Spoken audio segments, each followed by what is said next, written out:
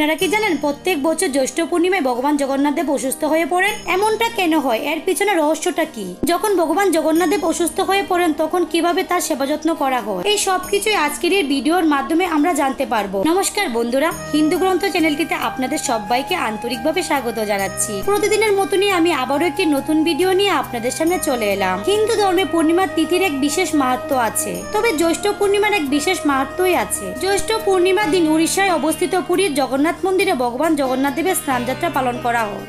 তখন ভগবান জগন্নাথ, বলরাম ও সুভদ্রা দেবীর কাঠের মূর্তিগুলোকে স্নান করানোর জন্য মন্দির থেকে বাইরে নিয়ে আসা হয়। এই স্নান যাত্রাকে পাহান্ডি বলা হয়। যে বিগ্রহগুলি বাইরে নিয়ে এসে সুতির বস্ত্র পরানো হয় এবং ফুলের সিংহাসনে বিরাজিত করা হয়। আসনে বিরাজিত করার পর ভগবান জগন্নাথকে 108টি স্বর্ণপাত্র দ্বারা চন্দন মিশ্রিত কুট ঠান্ডা জলে স্নান করানো হয়। শাস্ত্র অনুসারে ভগবান জগন্নাথ দেব স্বয়ং মহারাজকে বটবৃক্ষের নিচে কুয়ো সংরক্ষণ করে সেই কুট ঠান্ডা জলে নিজের স্নান করানোর আদেশ দিয়েছিলেন। এই স্নানের পর 15 দিন পর্যন্ত কাউকে ভগবান জগন্নাথ দেবের দর্শনের অনুমতি দেওয়া হয় না। জ্যৈষ্ঠ মাসে প্রচন্ড গরমের কুট ঠান্ডা জলে স্নান করানোর ফলে ভগবান জগন্নাথ দেবের শরীরে জ্বর আসে আর উনি অসুস্থ হয়ে পড়েন। শাস্ত্র অনুসারে ভগবান জগন্নাথ দেবের অসুস্থ হওয়ার এই লীলাকে জ্বর লীলাও বলা হয়। এই সময় কেবলমাত্র ওনার নিজের সেবক তারাই ওনার একান্ত নিবাসে প্রবেশ করতে পারেন। এই সময় ভগবান জগন্নাথ দেবকে সুস্থ করে তোলার জন্য জড়িবুটি, খিচুড়ি এবং ফলের রসের ভোগ লাগানো হয়। এই 15 দিন শেষ হওয়ার পর ভগবান জগন্নাথ দেব পুরোপুরি সুস্থ হয়ে ওঠেন এবং নিজের ভক্তদের দর্শন দেওয়ার জন্য রথে চেপে বাইরে বেরিয়ে আসেন, যাকে রথযাত্রা বলা হয়। ভগবান জগন্নাথ প্রত্যেক বছর অসুস্থ হয়ে কেন পড়েন?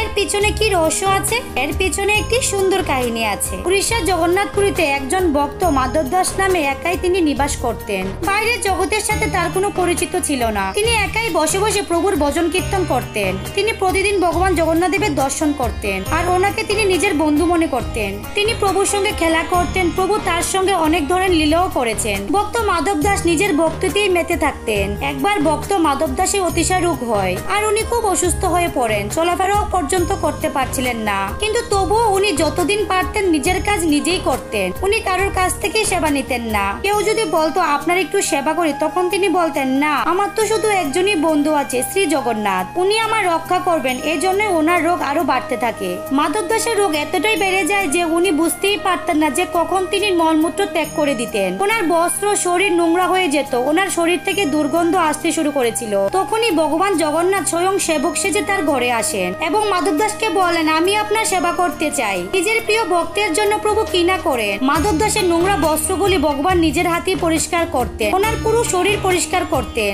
যখন ভক্ত মাধব দাস সুস্থ হয়ে ওঠেন তখনই সঙ্গে সঙ্গে তিনি চিনতে পারেন উনি আর কেউ নয়, আমার প্রভু জগন্নাথ। তখন ভক্ত মাধব দাস প্রভু জগন্নাথকে বলেন, প্রভু আপনি তো তিলকপতি আর আপনি নিজেই আমার সেবা করছেন। আপনি চাইলে তো আমাকে আপনি এক মূর্তি ঠিক করে দিতে পারতেন আর আমাকে সুস্থ করে দিলেই তো আপনার আর আমাকে সেবা করতে হতো না। তখন ভগবান জগন্নাথ দেব বলেন, দেখো মাধব, আমি ভক্তের কষ্ট সহ্য করতে পারি না, তাই তোমার সেবা আমি নিজেই করছি। কিন্তু যা ভাগ্যে লেখা আছে তাই তো তোমার ভোগ করতে হবে। কিন্তু যদি তুমি তা ভোগ না করো তাহলে তা ভোগ করার জন্য তোমার পুনর্জন্ম নিতে হবে, আর আমি এটা চাই না।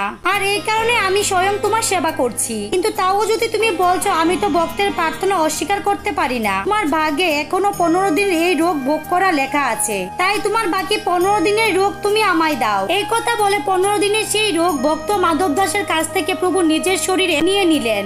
এই কারণে আজও ভগবান জগন্নাথ দেব অসুস্থ হয়ে পড়েন। এটা কিন্তু কোনো কাহিনী নয়, এটা পূর্ণ রূপে প্রমাণিত। জ্যৈষ্ঠ পূর্ণিমার প্রথম দিন থেকে 15 দিন পর্যন্ত ভগবান জগন্নাথ দেব অসুস্থ হয়ে যায়। 15 দিনের জন্য ওনার ঘরের দরজা বন্ধ করে দেওয়া হয় এবং ওনার রান্নাঘরও বন্ধ করে দেওয়া হয়। 15 দিন পর্যন্ত ভগবান জগন্নাথ দেবকে বিভিন্ন রকমের ফলের রসের ভোগ লাগানো হয়, তাতে করে উনি খুব তাড়াতাড়ি সুস্থ হয়ে উঠেন। এই 15 দিন ভগবানকে 56 ভোগ নিবেদন করা হয় না, শুধুমাত্র বিভিন্ন রকমের ফলের রসের ভোগ এবং আয়ুর্বেদিক জড়িবুটির ভোগ লাগানো হয়। জগন্নাথ মন্দিরে তো ভগবানের শারীরিক পরীক্ষা করার জন্য ডাক্তারও ডাকা হয়। এই সময় ভগবানকে ফলের রসের ভোগের সাথে সাথে ছানার ভোগও লাগানো হয় এবং রাতে শয়নের পূর্বে মিষ্টি দুধ নিবেদন করা হয়। এই সময় ভগবানের ঘরের দরজা পুরোপুরি বন্ধ করে দেওয়া হয় এবং ভগবানের আরতিও করা হয় না। মন্দিরের পূজারী এক কোণে একটি ধূপকাঠি জ্বালিয়ে রাখেন। এই সময় ভগবান জগন্নাথ দেবকে সিংহাসনেও বসানো হয় না, ওনাকে খাটিয়ে শুয়ে রাখা হয়। ওনাকে রাজশ্রী বস্ত্র থেকে মুক্ত করানো হয় এবং খুব পাতলা সুতির বস্ত্র পরানো হয়। ভগবানের খুব ভরপুর সেবা করা হয়। অমাবস্যার দিন ভগবানকে মিষ্টি দুধ পান করার পর সুস্থ হয়ে উঠেন। তারপর ভগবান নিজের ভক্তদেরকে দর্শন দেওয়ার জন্য রথে বিরাজিত হন এবং শুভ রথযাত্রা বের করা হয়, যা 10 দিন পর্যন্ত